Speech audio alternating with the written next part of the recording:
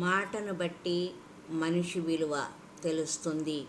ఈ మాటను మనము సంస్కృత శ్లోకమైన సుభాషితంలోని ఒక సంస్కృత శ్లోకం ద్వారా తెలుసుకొని దాని యొక్క అర్థంతో ఉదాహరణగా ఒక కథను కూడా చెప్పుకుందాం. ప్రియవాక్య ప్రధానేన సర్వే తుష్యంతి జంతవః తస్మాత్ ఏవ వక్తవ్యం వచనే కా దరిద్రత. ప్రియవాక్య ప్రధానేన సర్వే తుష్యంతి జంతవః తస్మాత్ ఏవ వక్తవ్యం వచనే కా దరిద్రత.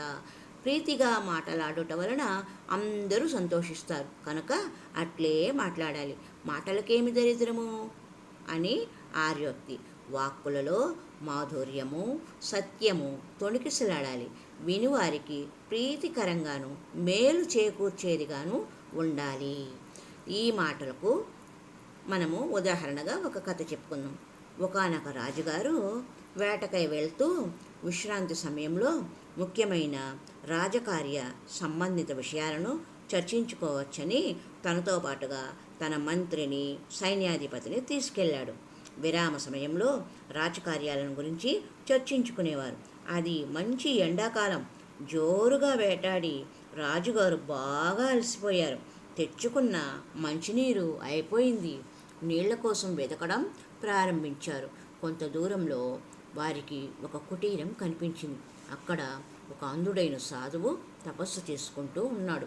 రాజుగారి భటుడు ఆ సాధువును సమీపించి, ఏయ్ సన్యాసి, ఇక్కడ మంచినీళ్ళు దొరుకుతాయా అని ప్రశ్నించాడు. అందుకు ఆ సాధువు, పెరట్లో నుయ్యి ఉంది, అక్కడ చేద కూడా ఉంటుంది, చూసుకొని తోడుకొని త్రాగు భటుడా అని జవాబిచ్చాడు. వెంటనే సైన్యాధిపతి వచ్చి, మంచినీళ్ళు దొరికే స్థలం ఏది అని గర్వంగా అడిగాడు. అందుకు సాధువు, భటుడు వెళ్ళిన దారి వెంటే వెళితే లభిస్తాయి సైన్య అధ్యక్ష అని బదులిచ్చాడు. మంత్రి గారు వచ్చి, అయ్యా, మాకు మంచినీళ్ళు ఎక్కడ దొరుకుతాయి అని మర్యాదగా అడిగాడు. అందుకు సాధువు, లోపల కుండలో ఉన్నాయి, మీరు వెళ్ళి తీసుకోవచ్చు మంత్రివర్య అన్నాడు. చివరగా రాజుగారు స్వయంగా వచ్చి వినయ విధేయతను ప్రదర్శిస్తూ, స్వామి, ఇక్కడ మాకు మంచినీరు లభ్యమవుతుందా అంటూ సాధువును కోరాడు. అందులకు ఆ సాధువు సంతోషంతో, దానికే మహారాజా, ఒక్క క్షణం ఉండండి అంటూ తానే కుటీరంలోకి వెళ్ళి ఒక పాత్ర నిండా నీరు తెచ్చి రాజుగారికి స్వయంగా ఇచ్చాడు. అతని ప్రవర్తనకు అందరూ ఆశ్చర్యపోయారు.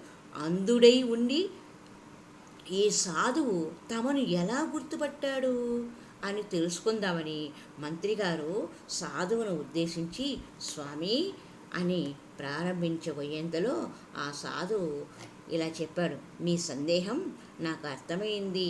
అంధుడనై ఉండి కూడా ఇంత ఖచ్చితంగా స్పష్టంగా మీరు ఎవరు అని చెప్పగలిగానని కదా మీ సందేహం. వినండి, రాజుగారు పరివారంతో వేటకు వచ్చారని వినికిడితో తెలుసుకున్నాను. గుర్రాల చప్పుడును బట్టి నా కుటీరం దగ్గరకు వచ్చారని తెలిసింది. మొదట వచ్చిన మనిషి అమర్యాదగా మొరటుగా నన్ను సంబోధిస్తూ నీరు అడిగాడు. దీనిని బట్టి అతడు సంస్కారహీనుడని, తక్కువ స్థాయికి చెందిన భటుడు అయి ఉంటాడని అతనిని అలా సంబోధించాను. సైన్యాధిపతి మాటలలో ఎనలేని దర్పం ఉంది. దానిని బట్టి అతడు అధికారం చెలాయించేవాడని తెలుసుకొని అలా చెప్పాను. మంత్రిగారి మాటలలో పనిని సానుకూలపరుచుకునే కార్యదక్షత గోచరించింది. అందుకని అతనిని మంత్రివర్య అని సంబోధించాను. చివరగా రాజుగారి మాటలలో అంతులేని వినయము, అత్యంత విధేయత ఉన్నాయి.